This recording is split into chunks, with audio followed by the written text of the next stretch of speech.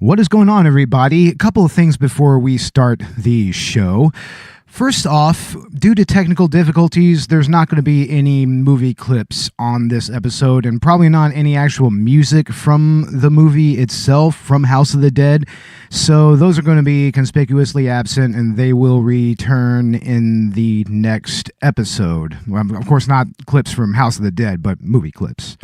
Second, our podcast shout out is going out to a podcast that I think is doing a really, really, really great thing with their focus on movies, on film culture, on pop culture, like, for instance, television and gaming and comic books and all that sort of thing, with a focus on suicide prevention, and that is the Victims and Villains podcast.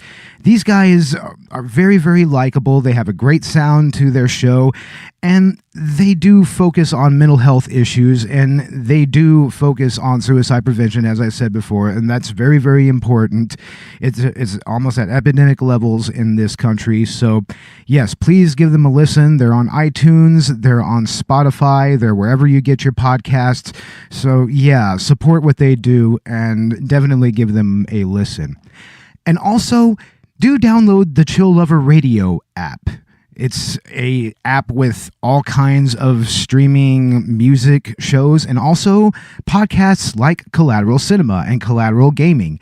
So do go on iTunes and on Google Play and check out their app. It's really, really cool.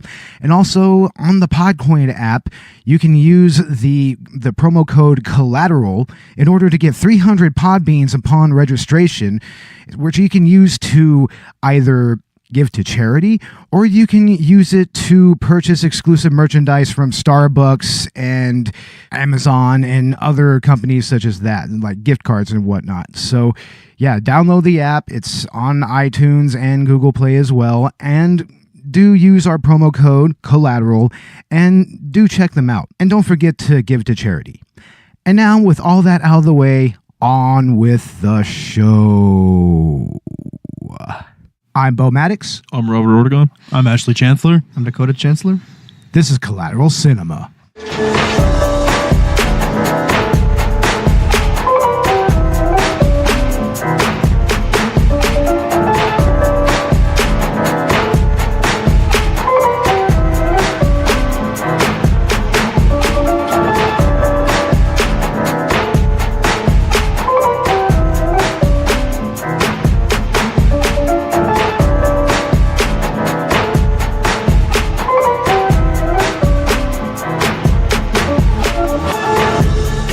Welcome to Collateral Cinema, the only movie podcast that matters, where we focus on good movies, bad movies, and everything else in between in the world of cinema. We're podcasting straight from somewhere in South Texas, and yes, my friends, we are a 420-friendly podcast. So whatever you have, be it dabs, be it blunts, be it whatever, smoke it if you got it. And goddamn, everybody, how y'all doing? Ooh, no, go ahead, Dakota. I think I cut you off there. I just said I'm doing all right, bro. Everybody doing all right? Everybody doing all right. This is going to be a great episode, right? Yeah. Hopefully so. Hopefully so. Nice enthusiasm, Ash. Yeah, because we are doing a movie that, honestly, I don't know if it's bad. I don't know if it's awesome. I don't really know what this is. It's bad. It's bad, but goddamn if it isn't entertaining, right? It's hilarious. I mean, it is. You're right. It's entertaining. I mean, I wanted to watch this again just to see what was going on a second time. Seriously. And of course, we're talking about the 2003 Uwe Boll directed House of the Dead, based on the Sega arcade game. Have you guys ever played this game? I think I've seen it in the arcade, but I'm not sure if I've ever played it, but I've seen it played. I mean, it's just always there in the corner. Right. I've played gun shooting games before where you shoot dead things. I don't think it was specifically House of the Dead. It might have been, but it's always there. It's never like a game where I really thought about the story of. I thought it was just a mindless shooting game. So, I didn't really think about it before. Yeah. Well, in many ways, it is a mindless shooting game. I mean, to tell the truth, it's just a rail shooter. Like, you have a couple of guns and you just shoot zombies in a house. That's literally what it is. You have boss battles. Like, they pretty much telegraph the boss's weakness, like, right at the beginning of each battle. But I remember playing this at a goddamn Taco Bell Borderland. I fucking went ahead and I spent fucking $5 fucking beating this game. Like, I mean, and it's a fun game. It really is, and it actually kind of holds up when you really get down to it. How about you, Robert? Did you ever play this shit? What was that one carnival game with all the clowns? Oh, that's Carnival. Carnival, right? That's a badass game. I played that around the same time this came out, but Diversion Games Rooms is when I played it the first time. Yeah. See, when Dakota and I were growing up, arcades were just kind of those things that you didn't really spend a lot of time because everybody had home consoles. Unfortunately, you're right about that. I didn't get to have that arcade experience as much. Yeah. And it was more just like you go bowling and you'll see a bunch of game machines over there. You know what I mean? Things like that. This is a video game adaptation of a video game. And so you'd think Dakota and I would have a lot more to say about the gaming aspect, but then we just really didn't. We weren't as exposed to this sort of thing. But it's always been there in the background. You know? And I've played original arcade games like Galaga, Pac-Man, of course. Yeah. I mean, you can't not play that on an arcade machine, but like I haven't played any of the shooter games, maybe once or twice when I was younger with a friend. See, those were always my favorite games at the arcade, was the light gun game, because it's real easy to get into. I mean, there's not a whole lot of technique to it. If you know how to aim and shoot, you can play them. Exactly. It's just but point I mean, and shoot. some of them could still be pretty challenging. And this game, I remember dying quite a bit, actually. I bet. And this movie right here, it was adapted by the executive producer and writer was Mark Altman. That's his name. And it's directed by one Uwe Boll. This guy is kind of legendary in his own right because he started off back in the early 2000s making a bunch of video game adaptations and not particularly good ones at that. Well, how many video game to movie adaptations have been good? I mean, I think that's such a small number. Yeah, I mean, that's something we're going to go into here in a little bit, but right now, as far as Uwe Boll's career as a filmmaker, I mean, he made movies like the Blood Rain trilogy. I don't know if y'all ever played Blood Rain back in the day. I can't say that I have. It was basically one of those vampire slayer video games. That's pretty much what she was. She was pretty much like a Van Helsing, just, sexier and half vampire. Have you seen that TV show on Netflix, Van Helsing? Oh, no, I haven't. Oh, it's good, bro. We may have to do the Van Helsing movie sometime. The movie was pretty cool. The movie was Hugh fantastic. Jackman. That's another kind of silly movie that if you just turn your brain off, it's a lot of fun. And House of the Dead is very much like that. I mean... Yeah, it's almost as if they took away...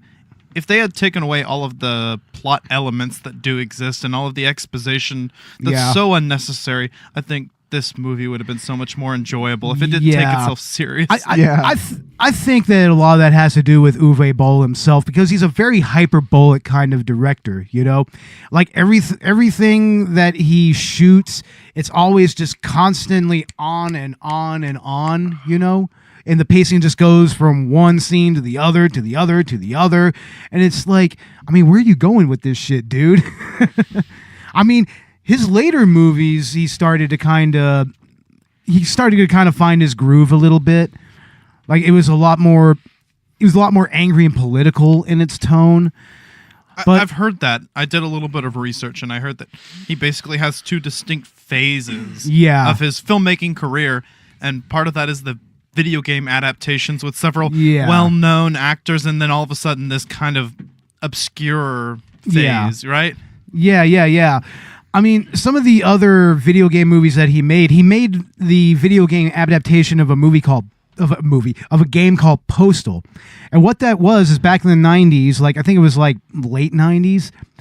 Well, they made a video game that was pretty much just a mass shooting simulator. Oh, wow. But it was very, very tongue-in-cheek and satirical in tone because it was constantly trying to dive into the mind of this psycho, and it was kind of playing on those tropes and everything that you usually see. See, that shit wouldn't fly today. That wouldn't happen. And the crazy thing is, he actually made a couple of movies that were very much about a fucking crazy psycho going on a mass killing spree and pretty much getting away with it. That's crazy. I don't remember what those movies are called, but it was pretty intense. See, I haven't done enough research on this because this movie wasn't really worth research to me. Honestly, it was funny. It was stupid, But I mean, I didn't really want to spend my time researching it because it wasn't worth it.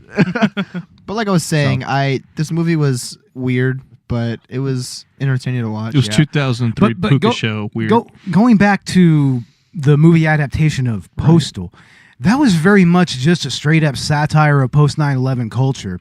Like, and he even had like Osama bin Laden in it and everything. What the fuck? Like Postal 2, the video game, it had fucking Gary Coleman as a cameo, and you can actually go up and piss on him. You can shoot his ass. You could, the second game, Postal 2, was pretty crazy. It was updated graphics. Like the first one was an isometric top-down kind of shooter, kind of like the old Grand Theft Auto. Okay. And this movie, like, it was based on more off of the second game, and he kind of ran with it a little bit. See, Bo, we need you and Robert, actually, both of y'all.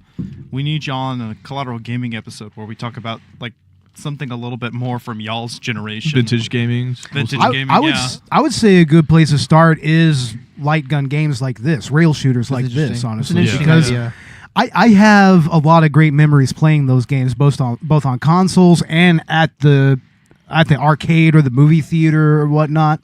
Like Area 51 is a game that I really like. Oh god, that's a fun game. They even had that on pinball too, right? Oh yeah, they had the Area 51 pinball game. Yeah, remember that. Shit. Good times, bro. But I think it would be fun to have an arcade game in the Collateral Gaming. That'd be a lot of fun. I've toyed with the idea of buying like a Nintendo Classic or a we need a board, bro. PlayStation Classic or something. Right. I've been looking at like Walmart. Dude, they sell like those like one game arcade machines. Like for not even that expensive. Like we can get like $100, $150. We can buy cabinets $200 or something like that. That's what I'm saying. Like, dude, I want to get one of those, put up here in the studio, just to just Fuck with, around. like look at it. Right. Going back to Uwe Boll, he made an adaptation of an old school classic survival horror game called Alone in the Dark. And it starred Tara Reid, and it's known for pretty much just kind of tanking video game movies as a genre, sort of. It's kind of seen as the worst of the worst. I mean, it didn't even have anything to do with the actual game, which was kind of this weird supernatural kind of survival horror thing. Like, you had to walk through a mansion, you had to dodge and kill like monsters and whatnot.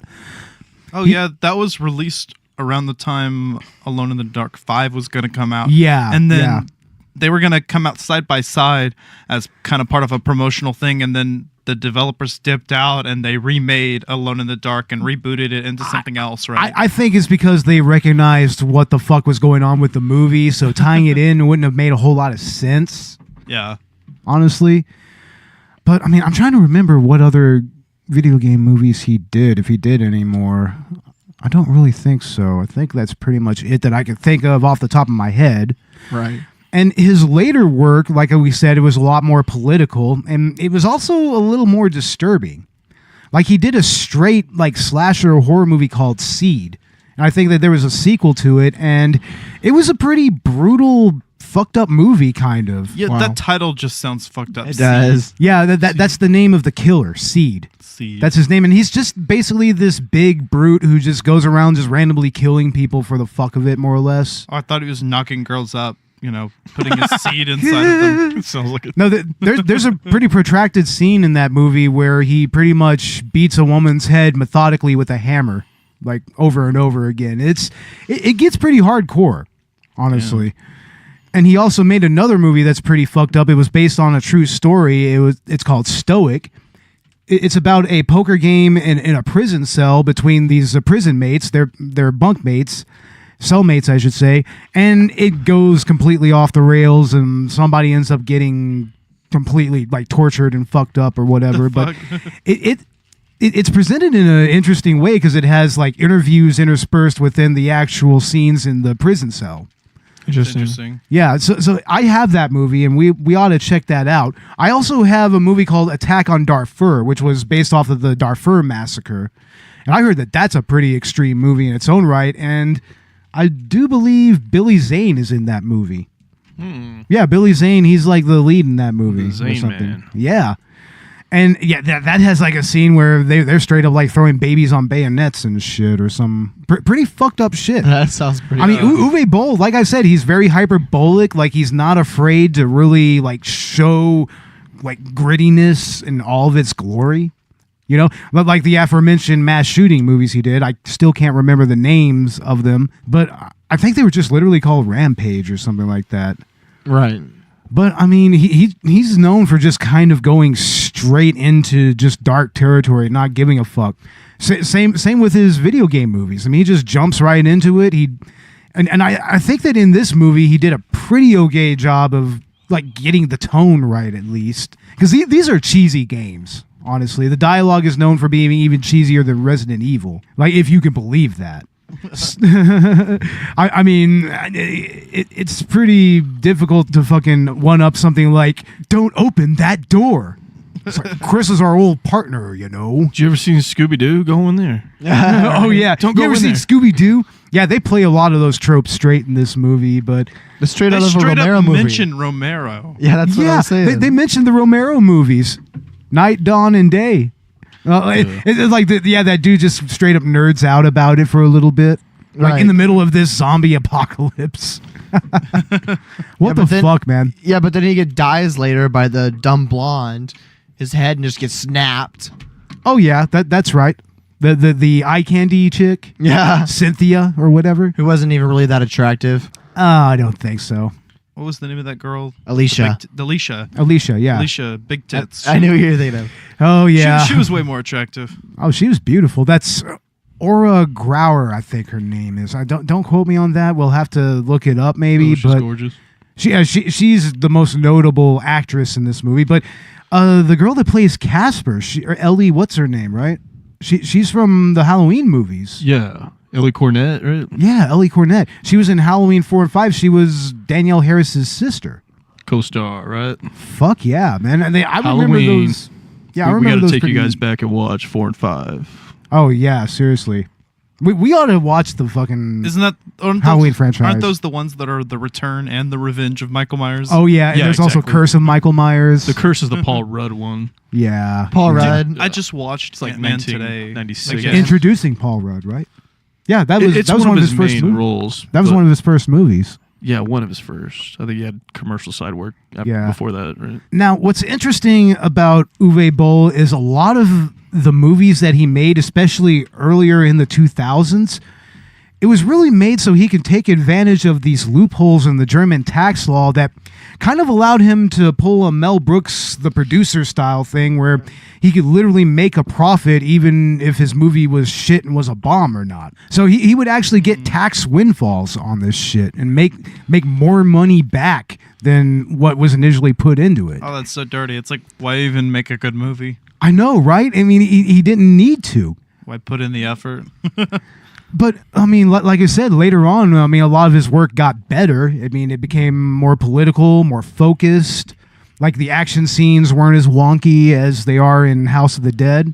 But, yeah, I mean, he actually made a great deal of money off of these movies. And there's, like, the budgets were ridiculously cheap on most all of them, honestly. Yeah, you could tell. That's pretty funny.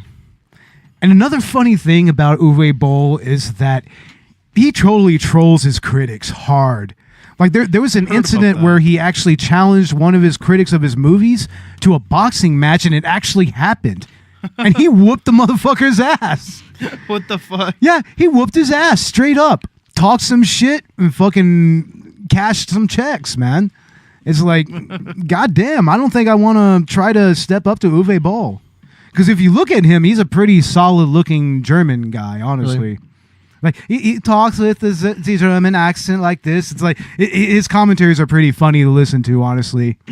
Because I mean, he almost sounds like a stereotypical German, you know, like somebody doing a voice, kind of. Like doing an accent on purpose? Yeah, doing an accent on purpose. That's almost what he sounds like. But he's a straight up German citizen and everything. Like he was born and raised in Germany. You're right. Yeah, he looks straight up German. Yeah, I mean, yeah, he's got that Teutonic look to him, you know. Right. Yeah.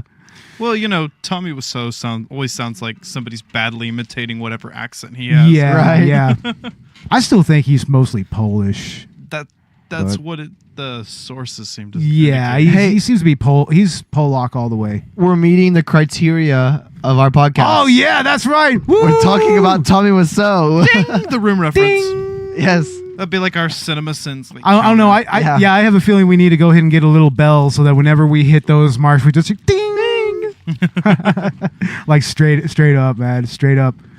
But yeah, I mean, he's always talked shit to his critics, man. It's fucking hilarious. That's awesome. I'd like to see that. What other kind of confrontations did he get into? Oh, just mostly like online confrontations where he just talks shit to people, more or less. I mean, I think he may have gotten to a couple of other fist fights, but I'm not sure. Don't quote me on that.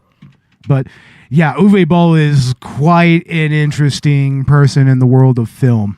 You know, truly his generation's Roger Corman.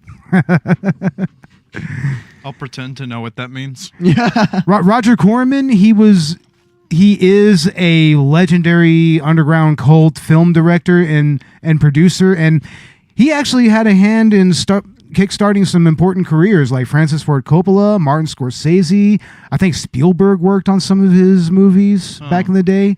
Like, yeah, he actually brought some important directors to the fray. Like for their first time and everything. That's interesting. I didn't know that. Yeah, it's actually really cool. Look him up. He's actually a very interesting person in the world of cinema. But this is a video game movie, and ladies and gentlemen, I don't have to tell you that those can be shit sometimes. Absolutely right? Shit. It's a shit storm. I mean, it's practically a joke in Hollywood by this point, that if you're going to try to develop a video game movie, it's probably not going to work out. Yeah, but you know what, though? I mean, personally, I know you may disagree, but I like the Assassin's Creed movie. I thought it was interesting. It built on the universe. Right. But I think it didn't stand on its own as a movie. Right. Yeah, but you know, I still haven't really seen that movie yet. I think Michael Fassbender. With Fassbender. Oh man, Michael Fassbender's in that? He's the main character. He's the main character. Oh, holy shit. I think you'll like it, bro. Fassbender's a hell of an actor. And they did the same thing they did in the early Assassin's Creed games, where when you go into the Animus, your ancestor looks exactly like you. So Michael Fassbender both plays the guy that's in the present day and his ancestor back during the Spanish Inquisition. So that was a pretty cool movie. I mean, at least just building on the universe, being an Assassin's Creed fan. The other recent one that was better than most... Yeah, I really think you need to enumerate what video game adaptations have actually been remotely good. Yeah, I think that's the first point, is what are examples of a good video game adaptation? Well, like the first Iron Man.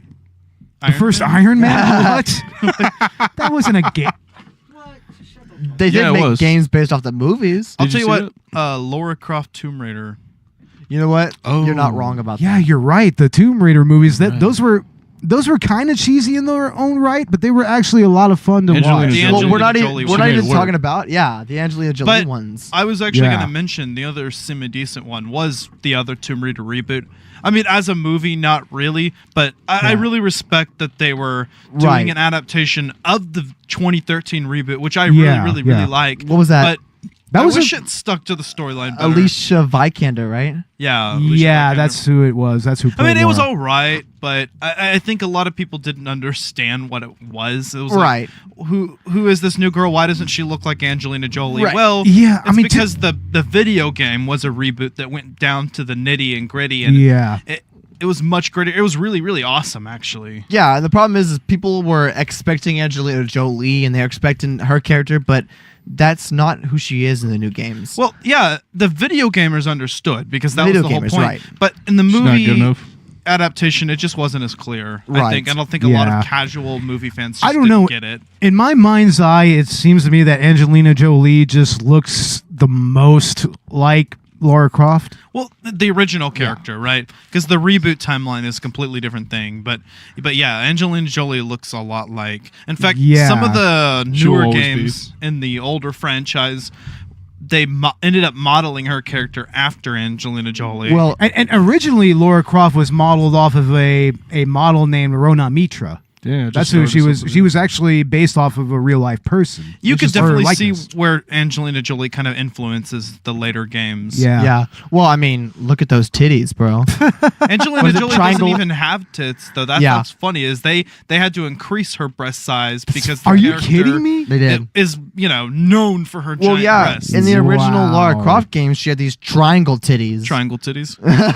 His pyramid GoldenEye. titties. From GoldenEye. This is where we're going, ladies and gentlemen. We're going into Lara Croft's polygonal boobs. Well, And- speaking of titties, this titties. movie it was an Lots of excuse to titties. make Slow titty motion scenes. it was an excuse for titties. That's exactly what it was. for boobies. I mean, it's like every hand wave in this movie that's like, okay, I can deal with that scene because there's titties. Right. Yeah, titties. yeah. Yeah, don't care, saw titties. Yeah, exactly.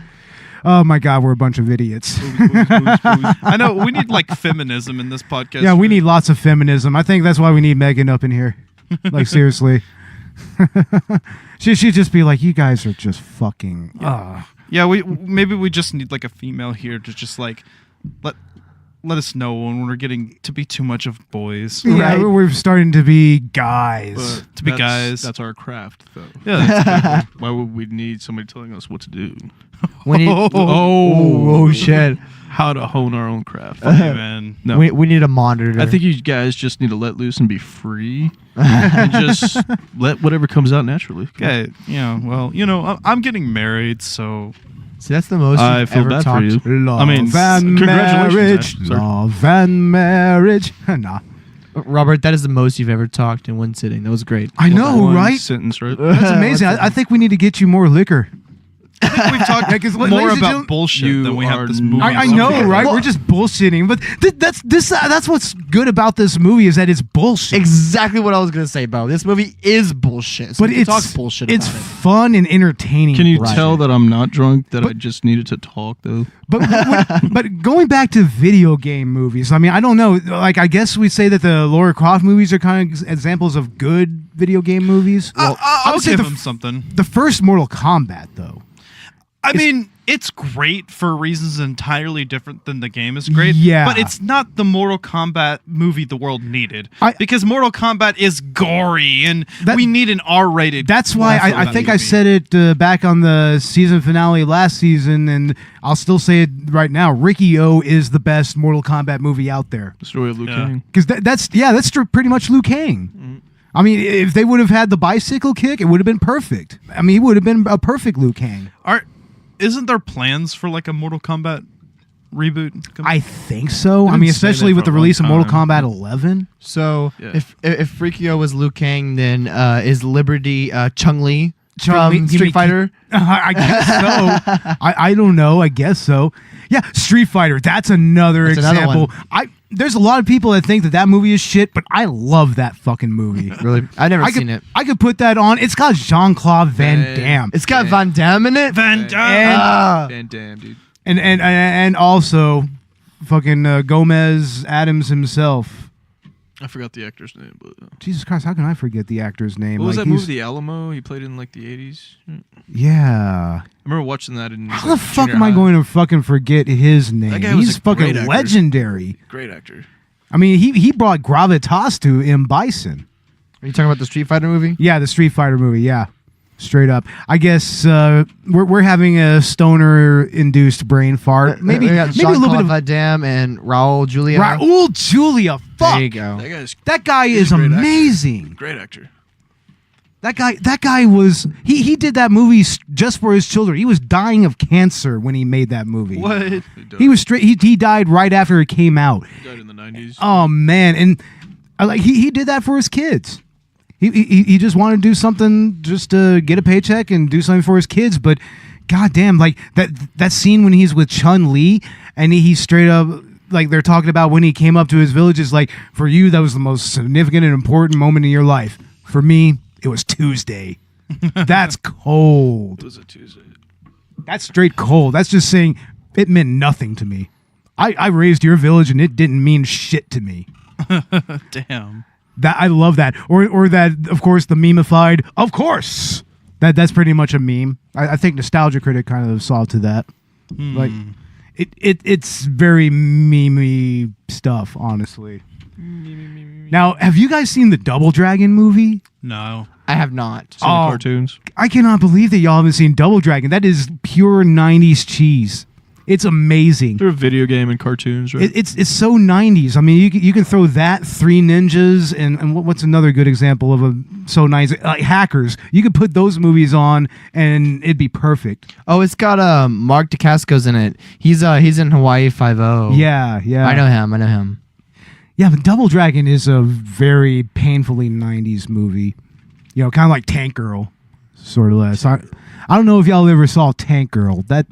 That is fun shit with Lori Petty. Chick with the goggles on the cover. And that movie you were talking about also has Robert Patrick in it. Robert Patrick, no shit. Yeah, main character. Nice. And also, remember when they made an Angry Birds movie? Yes, I saw that. God. Yeah, it was all right. Y'all realize they're going to make a sequel to that? Seriously? It made enough money to warrant a sequel. I guess. Okay. That's a game that hasn't even been fucking culturally relevant in how long? When the iPhone Angry first Birds came out. movie was a weird timing. It was very weird. It was like Angry Birds wasn't really a thing anymore. Right. Well, it was like when the iPhone first came out, popular, like when apps first started coming out, that was one of the first like games everyone downloaded on their phone. Yeah. And past that was it. Yeah. What's funny is it was just like the Catapult game that we played on our computers using Flash. Yeah. It was pretty much a ripoff. I know what you're talking about. The Catapult Castle game where you shoot the catapult and destroy the castle. It's pretty much the same shit as that. Pretty much. But yeah, that was a very strange movie. I mean, it's like, I mean, what was the point of it? It wasn't bad. I mean, it was all right. It was a good kids movie, but you know. Yeah. The timing was kind of weird. Foo Fighters 2. Foo Fighters 2. Come on. The fuck. And there was a Doom movie as well, starring Dwayne "The Rock" Johnson. Yeah, The Rock was in there. The video games. Too. And there was a scene in that movie, not unlike this movie, where they totally aped the first person view of the game. Actually, dude, Dwayne Johnson also recently did the Rampage movie. Yeah, that's another video game. That's right. That's another recent video game movie. He did Jumanji.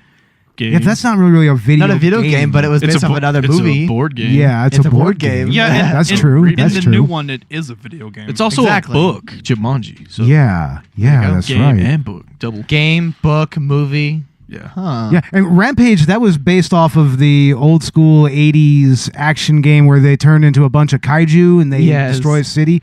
Like, you have Rampage World Tour on N64, right? N64, bro. That is such a fun game. Dude, I used to play Rampage. That was fun. I love that shit, man. 3-player action. Oh my god. Yeah. They eventually released new games where they had more characters and everything. It's just like, god damn, man. Cracked out, play those games, dude. Is Dwayne Johnson one of those characters? I don't know. Do y'all ever remember a game called Wing Commander? It was I've heard of it. Yeah, they made a movie adaptation of that's kind of known for being real shit. Like, is it terrible? Shit. Wow. Yeah.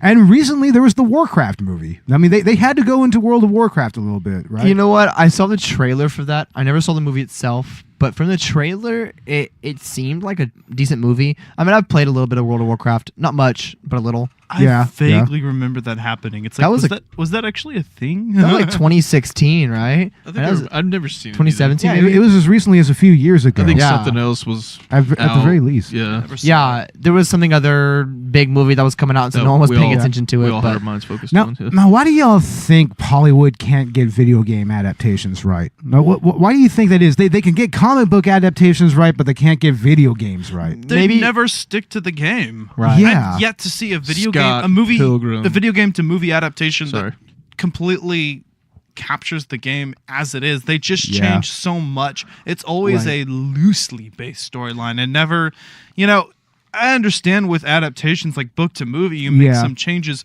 but in the case of video game to movie, it's always like major changes where it's not the same storyline. Well, it seems to me that Hollywood can't get video game adaptations right, but they can make movies about video games that are pretty okay, like Wreck-It Ralph. Right. Or even that there was a documentary about the Donkey Kong world record came out, like King of Kong. Oh. And that was actually a pretty well-received movie. Yeah, right. Yeah. And, of course, Grandma's Boy. Grandma's Boy is all about... It's a stoner movie about gamers. And it's perfect, What's that honestly. one gaming movie with Adam Sandler? Pixels. I heard that wasn't that great, though. It was funny. It was okay. It had its moments. How about The Wizard? California. The wizard. It's like Power Glove on. The Infinity Gauntlet. Or and of course, Ready Player One. as we're going to do... Ready Player One. Yes, Ready Player One was good. That was a good VR. movie, bro. Hey, we missed one adaptation, and we're going to do that next season. Super Mario Brothers. Oh, You're that's right. right. Yeah, let's not go into that one because that's next season, and it's going to be a lot of fun going into A that. lot.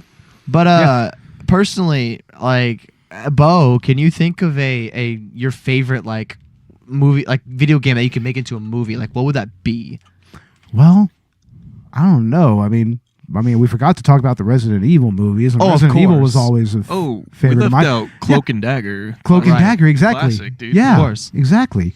Cloak and Dagger, I saw that. Not the TV show, the old Yeah. 80s movie. Yeah, I saw the movie. It's filmed in San Dude, Antonio. what if they made a video game adaptation of the Oregon Trail? You died of of dysentery. dysentery. Like Well, what you, about- the viewer, did. Now let's talk about House of the Dead itself. Now, there's a lot of shit elements to this movie. What is the one element that you think it gets the most wrong? Honestly, I think the movie just does an injustice to itself trying to take itself seriously. I think the major problem is, like I said before, if you take away all of the exposition and all of the plot that's there, you could have a movie that is ironic and actually is enjoyable. And this movie is enjoyable, but it's like at least you could respect it. Yeah. It's an enjoyable bad movie. Yeah, it could be an enjoyable good movie if this was all ironic and Right. they just stripped away the plot.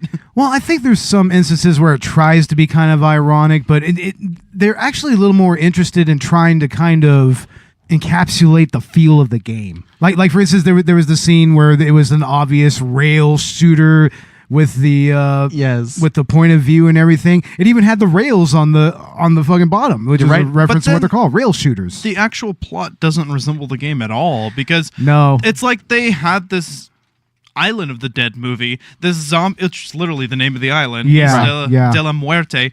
That's Spanish for death because you don't speak Mexican. No, in case Yeah. you don't speak Mexican.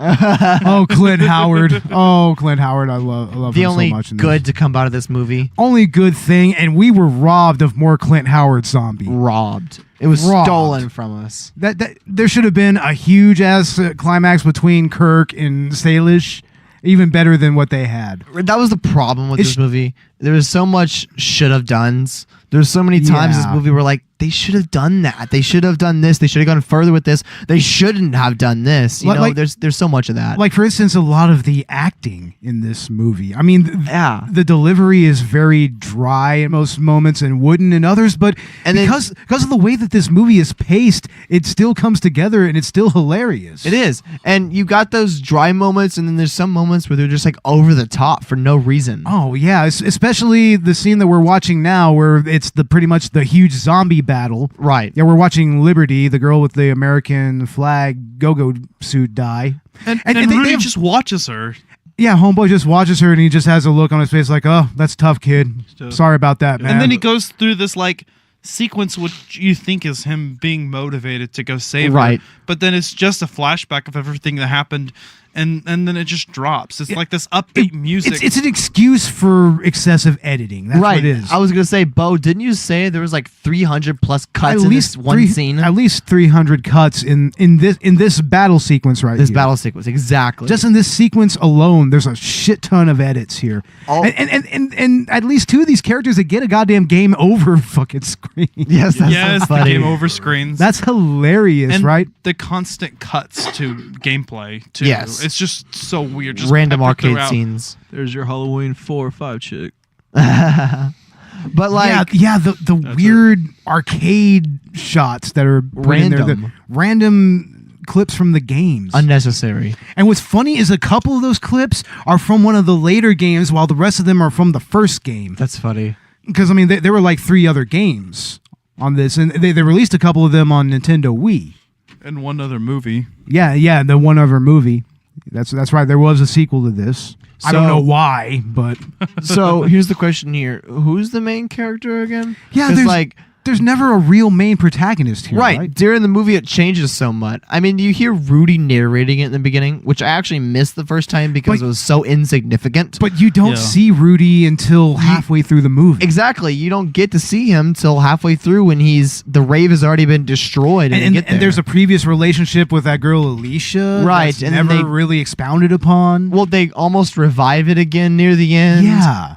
And then the weird end scene where he like reincarnates her. Yeah, what the fuck? They don't even show any of that. They don't. And they just like imply it all. But you know what's the funniest part is whenever any of these characters try to get sexual. Oh, it's so cringy, right? And that's when the cringy. zombies attack. Like the humpity bumpity. It's time to do the humpity bumpity. 1, 2, beautiful Velcro. Beautiful Velcro. Velcro. Beautiful Velcro. Yes. Oh my God, that is hilarious. 1, 2, 3, humpity dumpity. Oh my God. That's a trauma universe, dude. I think it's about to rain. We should find some place before we get wet. It's like, and she's all like, too late. Definitely trauma universe. Oh my God, that's total trauma, right? Yeah. Oh my God, that's like Toxie having sex with his girlfriend. Oh, and hilarious. we can't forget the scene where one of your main chicks gets her legs chopped off. Oh yeah, Casper. Yeah. Yes. She just randomly gets her legs chopped off and she dies and everything. You said she was an actor in Halloween, right? Yeah, Robert. What Halloweens? 4 and 5. 4 and 5. That's respectively. That's Curse and Revenge, right? It's the Return of Michael Myers, part 4. Yeah, and part 5 is the Revenge, right? Revenge, and then Revenge. the Curse, right? Curse is Paul Rudd. Yeah. Downhill Pleasant's last film. Yeah. Right. And if anybody wants a overview of the Halloween films, they can check out our season premiere Check episode. out the first Halloween Yeah. and the 2018 at the theater episode that we Yeah, did. yeah. Check that one out. That one is good. Check it. Yeah, and the screenplay to this is just so all over the place, right?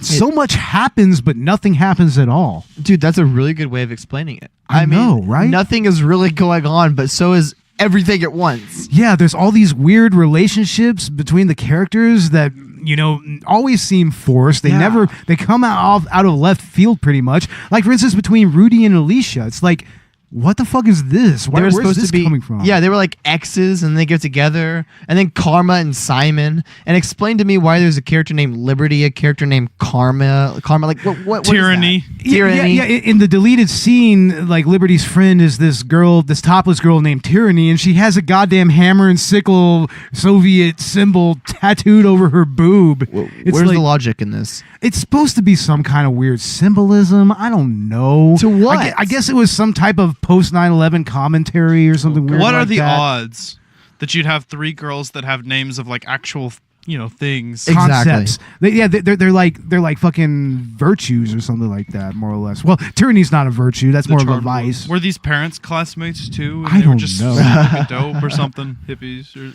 What do you want to name your kids? You know what? Maybe they had a community like our community.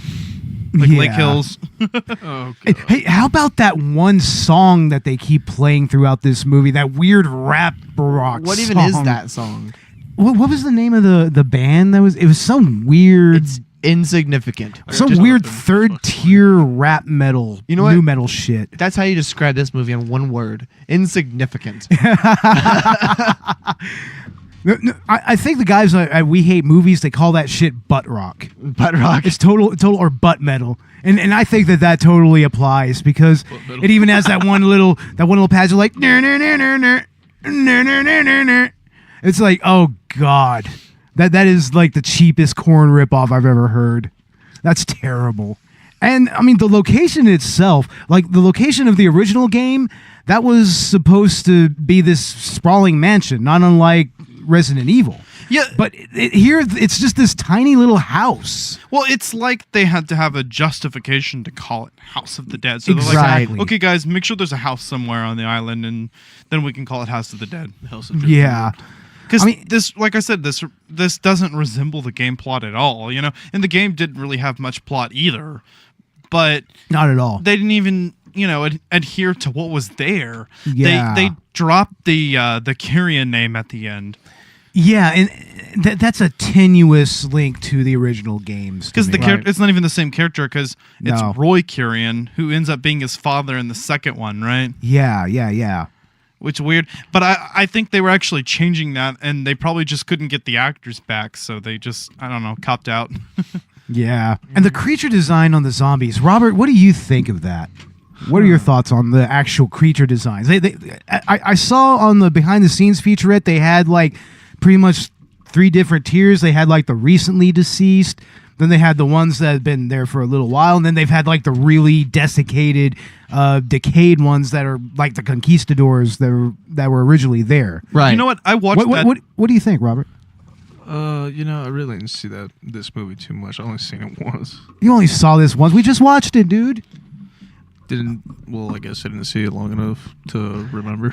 So. Honestly, there was too many types of zombies. There were water zombies, there were moss zombies, there were regular zombies. Yeah, and that was like in the game, and they talk about that. I watched the behind the scenes feature with Bo. Yeah. And a lot of practical effects were used in this movie. Apparently, one of the guys that worked on the Romero films was working on this one, right? No, they were just there. That was Tom Savini. He was there as an interview, more or less. Wait, so he wasn't actually working on it? No. I mean, he's just worked on some really legendary zombie movies. Like Dawn of the Dead, Day of the Dead, like all that stuff. I thought they were saying that he worked on this one, huh? No. Oh man, it would have been great if he would have worked on this one. It's beneath him. Sorry. It's beneath Savini. Totally. This would be beneath Nicotero even. Well, they had him and Romero in that feature. Yeah. Which is like, isn't this kind of beneath them even to talk about or acknowledge? Romero was so into the zombie thing. I mean, he created it that, he pretty much had to talk about it. It's pretty much required of him in a way.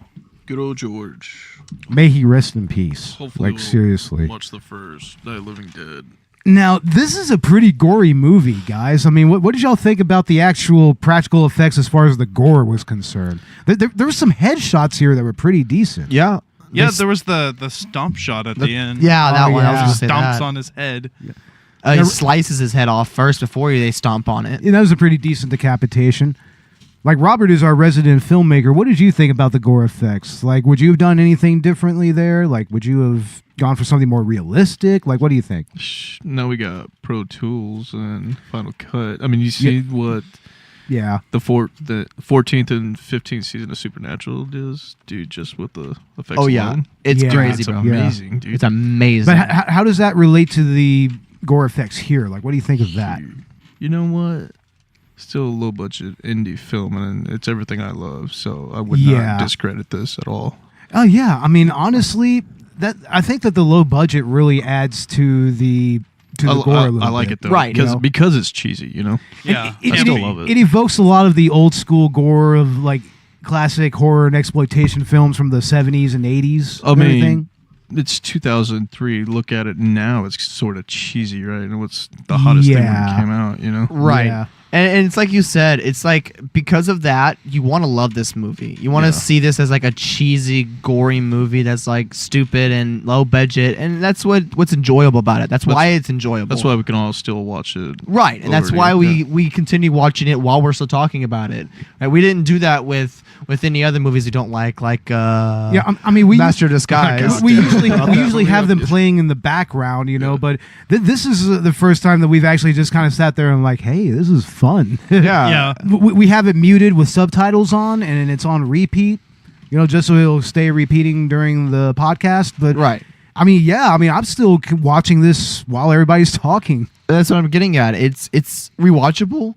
It's just still a shit movie. Yeah. It doesn't make it any less shit. It's just rewatchable, and it's enjoyable to hang out with people and laugh at it because it's stupid. It's a total get drunk with or get stoned with friends kind of movie. Right. For sure. Like, totally. It's more fun with other people. I just want to go to Half Price Books and pile up the low budget collection, I know, man. It's like those it are makes so you much wanna do fun. Those are the best kind of drinking movies, honestly. One of those nights, Oh yeah. I'm telling you, we need to do a drinking game with The Room one of these days. Oh fuck yeah, we'll get so wasted. I swear to God.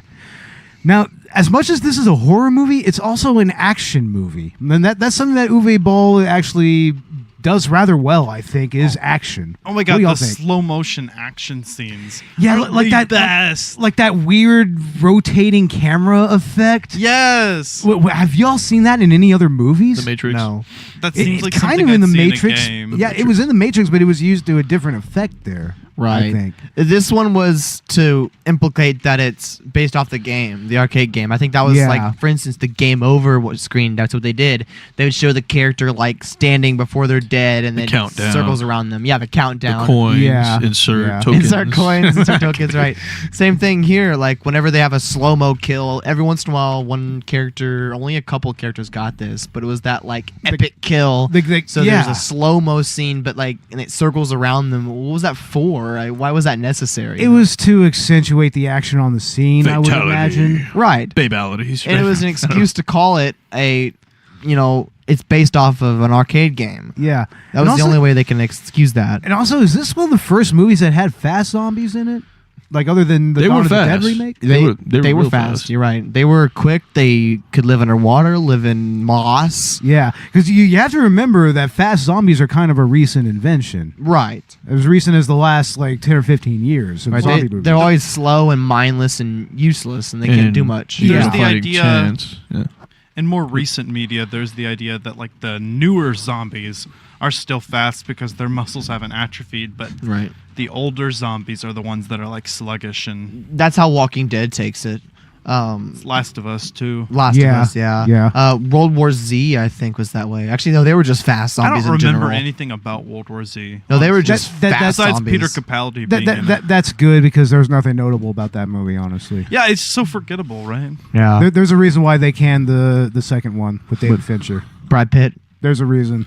Yeah, I remember Brad Pitt and what about Peter I Am Capaldi Legend were in zombies, that. dude? I Am Legend zombies were fast, right? I Am Legend zombies were fast. Fuck, dude. But were they really zombies? That's what I was getting at. I think they're more like demons. I think the sun. I mean, at night they were more like zombies. To me, they were more mutants, not zombies. Well, that's in this like movie, Resident Evil. Some sort of a T-virus going on, right? Yeah, but to me, it was more like what was happening in 28 Days Later, which was kind of like a rage virus. It just mutated them a little more. What's interesting about this movie is that they are zombies because they're reincarnated. Yeah, but at the same time, it's like there's this character who's reincarnating every single one of them. He made this serum, right? Yeah, he made that serum, and he managed. Which they didn't explain at all. It's a very weird explanation for why he's doing what he's doing. It's pretty much just for the lulz, pretty much, and for immortality. Truthfully, yeah. And was it? Why are you doing this to be immortal? Yeah, I mean, because to be immortal. To be immortal. Why else? Yeah. Homeboy actually asks that of him. It's like that's like another example of that dialogue, man. It just comes in and it's like, what the fuck are you talking about, dude? I feel like somebody fudged their lines there. Yeah, probably. Why do you do this to live forever? To live forever? I mean, how else? Yeah. Now, the most action-packed scene we already talked about a little bit. It was the battle scene outside of the house with everybody. Oh, of course. I mean, what were some of y'all's favorite moments from that? Well, before that was when they got their arsenal, was when Kirk got his box off the ship that had Cuban cigars and a grenade launcher and a bunch of weapons in it that just happened to be on his ship, That whole little montage where everybody's arming themselves and everything, that's pretty classic, honestly. I found that funny because I knew at some point in this movie we were going to have a zombie killing scene, but they can't do that without weapons, so I was waiting for the arsenal scene, and that was an interesting one. And of course, they had to have a dick joke there. Of course. Every time. Like, mine's bigger. It's mine's like, bigger. Oh, God. Every time. Yes, oh my God. And one of my favorite scenes, like what you asked, my favorite action scene is, I think, Liberty. And just, not even using her gun. Just, fucking kicking the shit out. Is she a martial arts artist? What's going on here? It's so crazy how randomly badass everybody becomes here, right? During that scene, Karma, the token black character of this movie, throws an axe at one of the zombies like it's nothing. Like, seriously. She throws it. That takes skill to throw a heavy axe. Or that scene where Homegirl dodges that axe that flipping zombie scene, and she shoots him in midair. She does this weird... Like some Matrix bullshit. Matrix, exactly. What the fuck is that? Oh, and when Simon kills himself with a gunpowder for no reason. Yeah, it's like, dude, you could have gotten away from that. You weren't getting bit or anything. I know. He could have literally pistol whipped those zombies away from him. That's what I'm getting at. This movie has so many useless deaths. Just Charlie's so Angels slow motion run right there. Oh yeah, Slow we're motion playing run. that scene. And they did my boy Captain Kirk dirty. Oh, hell yeah. He was man. a badass. They should have had him fighting the Clint Howard zombie. That would have been amazing. That would have been perfection. Well, we should have seen more Clint Howard Zombie 2. We only saw him for like 3 seconds, and then he shoots his ass. That was so sad because that had so much potential. So much. They should have had him during that battle scene, and he should have been fucking people up. That's what I'm getting at. I told y'all earlier, there's so many should-haves with this movie. Yeah. They should have done this. Clint Howard is that. a fantastic actor. He really is, man. Yeah.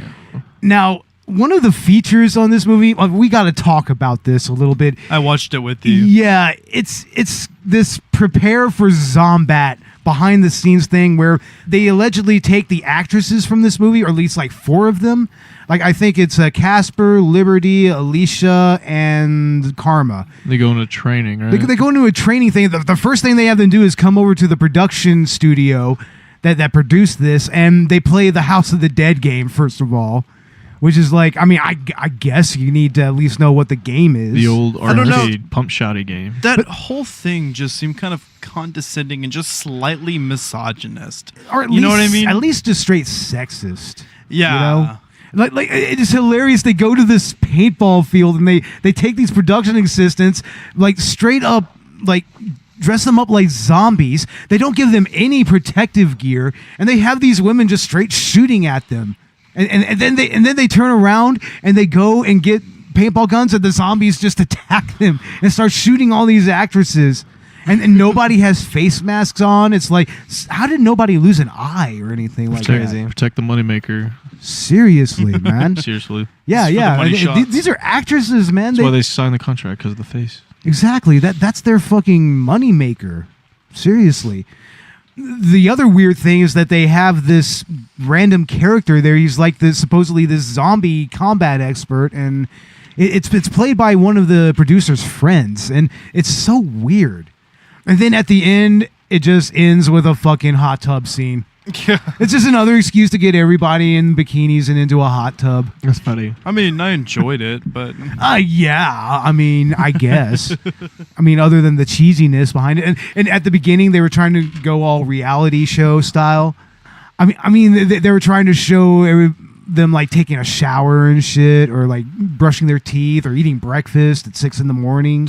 Reality show. They got You're them right. up at like the Fear Factor style. Yeah, they got them up at 6 a.m. to go to a fucking production studio to play House of the Dead 3. Damn. What the fuck? Yeah, you get somebody up at 6 a.m. to do makeup early. Yeah, seriously. And also, like, going through the trouble of actually dressing up a bunch of production assistants as zombies. Get some field work in, some paintball. Yeah. And, you know. Well, ladies and gentlemen, it's starting to rain where we're at, so I guess we're going to go ahead and start wrapping things up.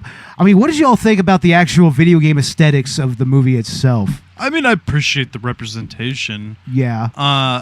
But it was really weird with just the game clips just suddenly the intruding. Clips is so jarring. It's like, okay, so what is the point there? I've never seen a video game movie do that. I know. And I guess in the featurette they said something to the effect of no zombie movie has ever done this before. Well, yeah, they got that right, but you know. Yeah, I mean, yeah, It's I mean, supposed to look more real with an old video game. With that. Just because it hasn't been done doesn't mean that it should. Yeah, I know. I mean, it's just jarring, and it doesn't make a whole lot of sense at all. And of course, there's the aforementioned rail shooting scenario the scene that they have with Karma, Alicia, and Rudy. And I mean, that takes the whole, behind the whole rail thing and everything. Like it captures that rather perfectly, I think. Yeah, but it's also very cheesy.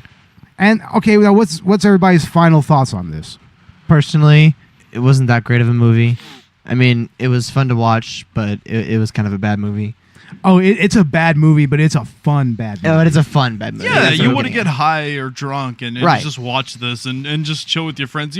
Something you could probably have on the background, skip the exposition, just watch the action. at. Right. Oh, And it's a perfect get drunk and stoned with your buddies kind of movie. Right. So this is one of those movies that it's hard to really give a rating or a feel for because you just have to watch it to yourself to understand. I wouldn't say not watch it. I would definitely say to watch it, you know. How about you, Ash? What are your final thoughts?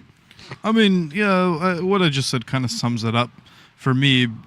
But, you know, even more than that, you know, it's a blast. It's fun to make fun of, and that's always fun. I mean, we live watching The Room because it's a bad movie, and this is kind of that aesthetic, except it's not nearly as flaily. So, but it's still fun. You're just not really paying as much attention while you're watching it. This is totally a Mystery Science Theater, like, riffable movie. That's what I totally think. Right. You could totally riff on this. It's a lot of fun. There's a lot of douchey characters and everything. I mean, it's not that long of a movie. No, it's not. Maybe like an hour 15. Less not even that much. Yeah. How about you, Robert? What are your thoughts? You know what? I would recommend watching this again, just like Fanboys. True. You know, just, you know, popping it in every once in a while, watching it with your buddies, you know. That never seems to hurt anybody, right? Oh, no, it doesn't. Not at all. Yeah, it's like I said, it's a quick movie. It's short, so it'd be an easy one to just sit here and play like we're doing it now. Yeah, and it's not so offensively bad like Masters of Disguise. You know, it feels like you're sitting there for 2 hours when it's not even Carly 70 bad minutes. jokes. Yep, there's our other criteria. Master of Disguise. Oh, God damn it. Though that is going to be a stain on our souls. Seriously. I think you just need to shoot that movie. Yeah, seriously. But my final thoughts on this movie is it's fun, it's stupid, there's lots of TNA, there's lots of gore.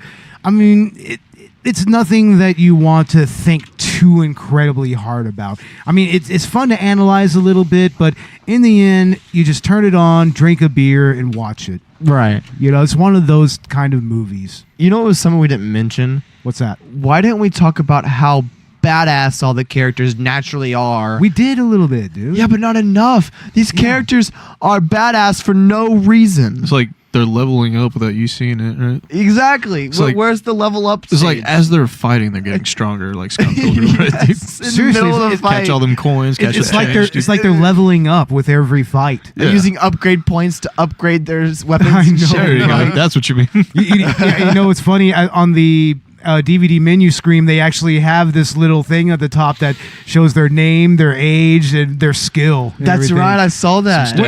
One of them, their skill and their weapon, and one of their skills is comedic relief. Oh my goodness! and like Kirk's is like arms acquisition. Oh my god! It's like, is that really a skill, or I mean, I think he was just a straight up badass. Like he had done this before. You know, he had done this before. My boy, Captain Kirk.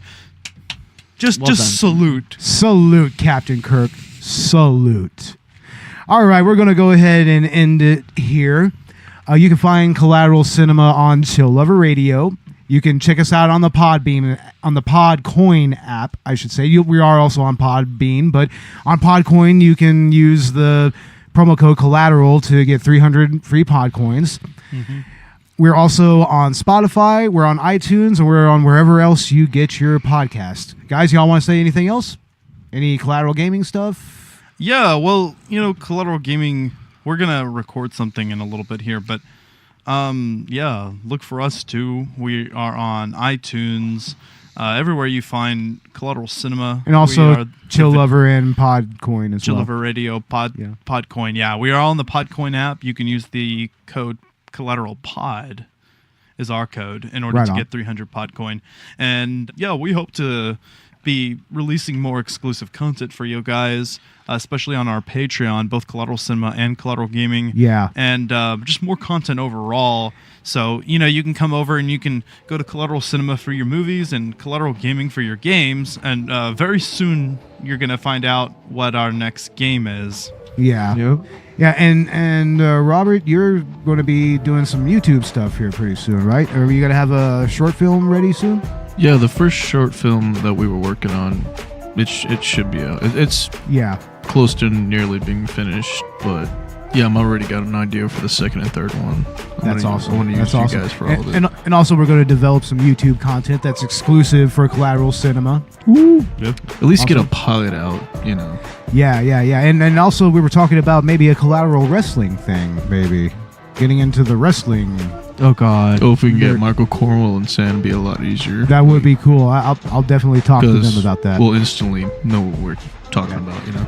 Yeah, and I'm trying to remember what the next movie is going to be. It's either going to be Slumber Party Massacre or Leprechaun Returns. I think it's some Slumber Party Massacre, honestly, and that's a fun movie. Nice. You guys are going to like that. I got all 3 of them, so I think Matthew Ryan from the Country Club podcast is going to be on there. He's a huge slasher movie fan. Matthew Ryan's coming. Yeah, he knows a thing or two about these films. So, yeah, we will have him and probably Megan and Brian in the studio as well.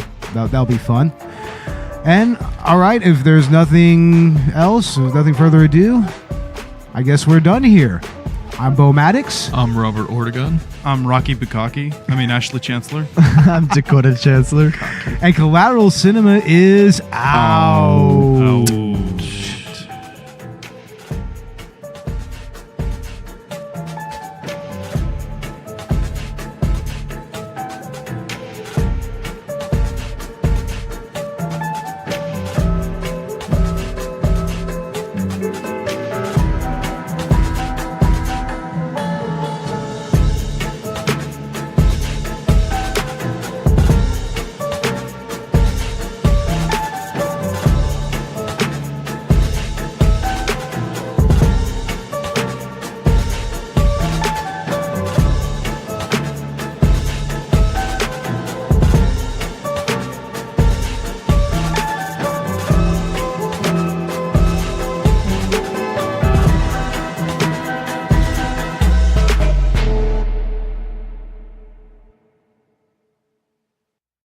Collateral Cinema is an L Company production. All music and movie clips are owned by the respective creators and are used for educational purposes only. Please don't sue us. We're poor.